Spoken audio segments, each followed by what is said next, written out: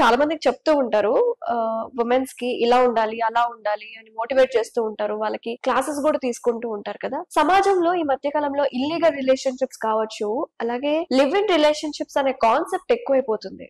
దీని పట్ల మీ అభిప్రాయం ఏంటి? నాకైతే ఈ లివింగ్ రిలేషన్ మీద పెద్దగా ఇంట్రెస్ట్ ఉండదు. ఆ టాపిక్ కూడా పెద్దగా నేను ఇష్టపడను కూడా. ఎందుకంటే ఇప్పటికే మన సమాజము, మన సంస్కృతి, సాంప్రదాయం అన్ని భ్రష్టు పట్టిపోయినాయి. మన హిందూ సాంప్రదాయంలో వివాహానికి చాలా ఎక్కువ ప్రాముఖ్యత ఉంది. ఎందుకంటే మనం జనరేషన్, మన పెరగడము, మన కుటుంబాలు ఇవన్నీ ఉంటాయి. ఈ కుటుంబాలు అన్నప్పుడు ఎట్లొస్తున్నాయి మనకి ఈ మాదిరి రిలేషన్ ఉంటే పిల్లలు కనడానికి కూడా ఇష్టపడము. మనకు జనాభా అనేది ఉండకుండా పోతుంది ఇట్లుంటే. ఎందుకంటే నువ్వు నేను అంతే అనేది రిలేషన్ మీద ఉంటది. అదే వివాహం అంటే మనము, మన కుటుంబము అనేది ఉంది. కుటుంబం ఉంటుంది అక్కడ. ఇక్కడ కుటుంబం ఉండదు అసలు. ఇంకోటి కూడా భద్రత ఎక్కడి నుంచి వస్తుంది నీకు? పెళ్లి చేసుకొని మన అమ్మా నాన్న బంధువులు మధ్యలో వేద మంత్రాలతో చేసుకున్న పెళ్ళే ఇప్పుడు సరిగా అయితే లేకుండా పోతున్నాయి. అలాంటిది ఈ రిలేషన్స్ పైన ఏ మటుకు వాళ్ళకి భద్రత ఉంటుంది? మనశ్శాంతిగా బతుకుతారు, ఇష్టంగా బతుకుతారు. వాళ్ళు ఏంటంటే ఇష్టం లేదు కాబట్టి లీగల్ గా కూడా వెళ్ళక్కర్లేదు, కోర్టులకు పోవడము ఇవన్నీ కూడా ఎందుకు వచ్చినది వద్దనుకుంటే ఒక పేపర్ రాసేసుకుంటున్నారు. దాంట్లో ఇష్టం ఉంటే కలిసి ఉంటాం, లేకుంటే నువ్వే నాదే. అసలు ఇక్కడ మనది మీద ఉండదు, అక్కడ నాది నీది అంతే, నువ్వు నేను అనేది ఉండదు అక్కడ. ఇష్టం ఉంటున్నప్పుడు ఏం పంచుకుంటారు? శరీరాలు పంచుకుంటున్నారా? ఏముంది అక్కడ? నాకు లివింగ్ రిలేషన్ అంటే ఏముంటుంది? వాళ్ళ ఆస్తులతో సంబంధం లేదు, వాళ్ళ ఏది కూడా సంబంధం ఉండదు. నువ్వు నేను అంతే, నీది నువ్వే, నాది నేనే, కలిసి ఒక రూమ్ లో బతుకుతామంతే. ఇష్టం ఉంటే ఉంటాము, లేకుంటే నా అంతకు నేను వెళ్ళిపోతా, నీ అంతకు నువ్వు. నీకు నా మీద ఎటువంటి హక్కు లేదు, నాకు నీ మీద హక్కు లేదు. అంటే ఈజీగా మనం వెళ్ళిపోవచ్చు, మరి ఇంకోటి బతకచ్చు అనే దాన్ని ఉన్నప్పుడు ఇందులో ఏది మనకు సంప్రదాయంగా ఉంది, మనకు ఏది మనము హ్యాపీగా ఉండగలుగుతాము, భద్రతగా ఉండగలుగుతాము? ఆడవాళ్ళకి ఏం భద్రత ఉంది అక్కడ? ఏం మర్యాద ఉంటుంది అక్కడ? అసలు మన పిల్లలకు మనం ఏం నేర్పిస్తున్నాము? పెద్దవాళ్ళే చేస్తున్నారు ఇట్లా. ఇంకా పిల్లలు అందుకనే మీరు ఎక్కడ చూసినా ఇప్పుడు స్టూడెంట్స్ ఇప్పుడు చదువుకోవడానికి వస్తున్నారు, ఉద్యోగానికి వస్తున్నారు. ఈ అపార్ట్మెంట్ లో చూసినా కూడా కలిసి ఉంటున్నారు విన్నా నేను. అపార్ట్మెంట్స్ కూడా అలాగే హాస్టల్స్ అని అంతే. హైటెక్ సిటీ, మాదాపూర్ సైడ్ మొత్తం ఎక్కడ చూసినా అంటే నీతి నిజాయితీ ఇది ఏది లేదు ఎక్కడ కూడా, అసలు ఏం లేదు. ఒక భ్రష్టు పట్టడమే అంతే నన్ను అడిగితే, అంతే.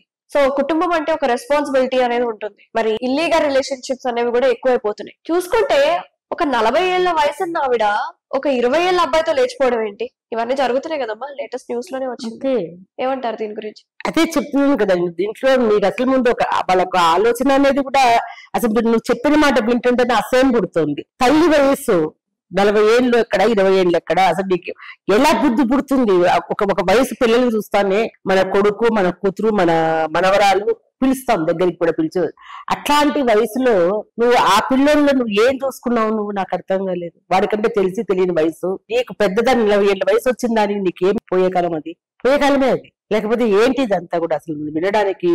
అసలు దీన్ని కోర్టుల వరకు వెళ్తున్నారు వాళ్ళు కూడా. ఇలా ఉండొచ్చు, అలా ఉండొచ్చు అని చెప్పి జడ్జిమెంట్లు ఇస్తున్నారు. అంటే వాళ్ళని మనం అన్నంత వాళ్ళం కాదు, జడ్జెస్ ని చెప్తున్నాను నేను. అంటే ఆలోచన విధానం ఎలా మారిపోతుంది మనది. అంటే ఈజీ లివింగ్ మనము అలవాటు పడిపోయేటట్టుగా, అంటే ఉంటే ఉంటాం, పోతే పోతాం, ఏదైతే అది అవుతుంది, ఎట్లుంటే అట్లా, ఈ బంధాలతో ఇరుక్కోవద్దు. అంతా కూడా అవసరాలకు మనం బతుకుతున్నామంటే, రిలేషన్లు కూడా అవసరానికి, అంతే. డబ్బు కోసమో, ఏదో వేరే అవసరం కోసమో, శారీరక సుఖం కోసమో, ఏదో ఒక దాని మీద వస్తున్నాయి రిలేషన్స్ తప్ప నీకు ఒక ఇప్పుడు పెళ్ళి అవుతుందంటేనే మనకు ఒక విధమైన భద్రత అనేది, ఒక మన కోసం అంటే ఒక వ్యక్తి వస్తున్నాడు, నా కోసం ఒక వ్యక్తి వస్తున్నాడు, నన్ను జాగ్రత్తగా చూసుకోవడానికి ఒక సోల్మేట్, అంతే కదా. అది ఎలా ఉంటుంది? అది అసలు ఆలోచనలోనే మధురంగా ఉండి ఎంతో హ్యాపీగా పెళ్లిని నిశ్చితార్థం జరిగిన దగ్గర నుంచి కూడా ఎంతో సంతోషంగా ఆడపిల్లలు ఎంత ఇదిగా ఉంటారు. అవన్నీ మర్చిపోయినాం ఇప్పుడు, ఏం లేదు. ఎందుకంటే లవ్ మ్యారేజెస్, ప్రేమ వివాహాలు, ఇంటర్ క్యాస్ట్ మ్యారేజెస్, ఎవరో వచ్చి ఏదో అంటే లివింగ్ గా ఉండడము, ఇవి అలవాటు పడిపోయి ఈజీగా బతుకుతున్నాం కదా. మళ్ళీ వివాహ వ్యవస్థ గురించి అంత ఇంట్రెస్ట్ కూడా ఏముంటుంది ఎవరికైనా కూడా లేదు, పోతుంది ఇప్పుడు అది కూడా. దాంట్లో ఉండే మన మామూలుగా జరిగే వివాహాలలో ఉండే భద్రతా భావము, దాంట్లో ఉండే ఒక సాంప్రదాయము, సంస్కృతి, ఒక హోప్, మనిషికి. నాకంటూ ఒక కుటుంబం ఉంది, భర్త, అత్త, మామ అంత ఒక కుటుంబంలోకి నేను అడుగు పెడుతున్నాను. అందులోకి నాకు వీళ్ళంతా కూడా నా చుట్టూ వీళ్ళంతా నాకు ఎంతో సేఫ్టీగా నన్ను చూసే వాళ్ళు ఉన్నారు, నేను కూడా వాళ్ళ కోసం ఉన్నాను అనే ఒక భావంతో మనం ఆ ఇంట్లోకి అడుగు పెడుతుంది ఆడపిల్ల. ఇక్కడ ఏ ఇంట్లోకి అడుగు పెడుతుంది? అపార్ట్మెంట్ లోకి అడుగు పెడుతుందా, రూమ్ లోకి అడుగు పెడుతుందా?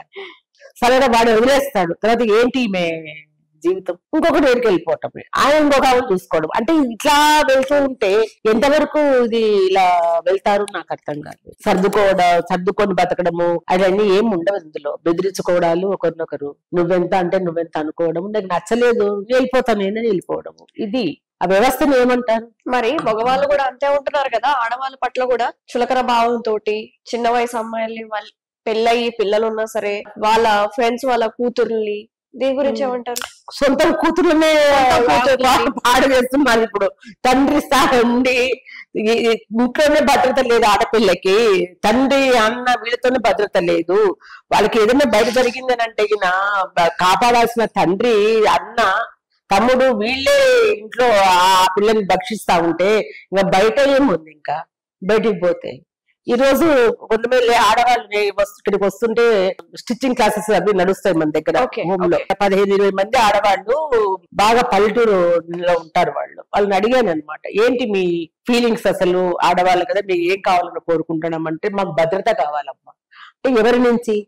భర్త నుంచా, అత్తమామల దగ్గర నుంచా అంటే కాదమ్మా, సమాజం నుంచి. ఏమైంది సమాజం నుంచి అంటే ఒంటరిగా ఎక్కడ పోగలుగుతున్నామమ్మా బయటికి మేము అసలు బయటికి పోవాలంటే ఎందుకు? చాలా పోలీస్ డిపార్ట్మెంట్ కూడా చాలా ఉన్నాయి ఇప్పుడు. ఎట్లా నమ్మకాల వాళ్ళు ఏదైనా క్యాబ్ లో గానీ ఎక్కడన్నా కానీ ఏదైనా జరిగిన ట్రాకింగ్ చేస్తారంటే అవును బాగుందమ్మా, నిజమే ఉంది. ఫోన్ యూజ్ చేయలేని వాళ్ళు కూడా చాలా మంది ఉన్నారమ్మా, తెలియని వాళ్ళు ఉన్నారు, పొలాలలో పనిచేసే వాళ్ళు ఉంటారు, ఇళ్ళమ్మడి పనులకు పోయేటోళ్ళు ఉంటారు.